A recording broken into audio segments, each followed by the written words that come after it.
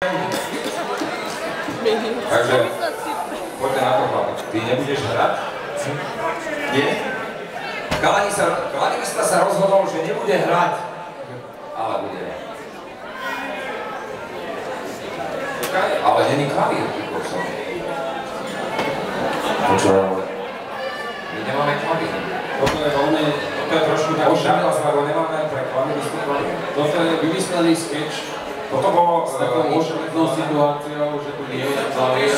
Ale neviem, či to je vypadať. My to budeme len tak stáť, aby prešiel čas medzi ďalšou produkciou nejakej inej dobrej kapely. Songov je veľmi dobré hrať monosko. Toto sa naučíme. Musíme to nejako vyriešiť. Poprvé, keď bol mladý, že sa naučil hrať asi a SMS máme monosko. Máme klavír. Počúvaj. Nemáme klavír, no. Počkaj. Je to veľmi, veľmi narýchlo zimprovizované, ale nemáme klavír.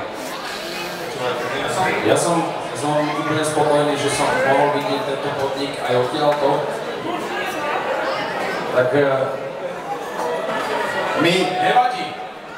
My sme chceli perfektnú pesničku pred finále od Kamila a od Slnka, ale nemáme klavír, chápete to?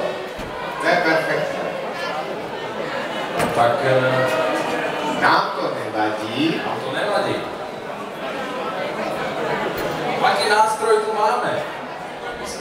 Potrebujeme gitaru. Ako máte niekto nezávislú gitaru, len ste si donesli zo sebou, tak potrebujeme ju. Je to nejako vyriešim, nebojte sa. Ono to tu mal byť veľmi rýchly vstup, pretože už všetci čakáme na to, že na výsledky. Dobre, mám novú informáciu, že nie je klavír. To som povedal pred 5 minútami. Hľadáme gitaru. Že vraj klavír nahradí gitaru. Ale tu nahradí klavír alebo gitaru. Dobre, takže nemáme. Možno, že muzikanti sa dohovárajú, že by zahrali aj bez klavíra a bez gitary. Pískame. Takže je to improvizované rozhodnutie talentovaných muzikantov. Chlapi, poďte do toho. Priestor je váš. Je to naozaj pred tesným finále.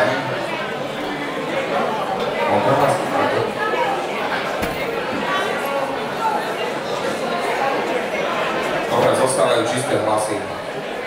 Chlapi, zostáva iba váš talent. My zostávame tiež na pódiu a toto je Kamil a toto je Slnko. Vladislav Stavický. Kamil Mikulčík.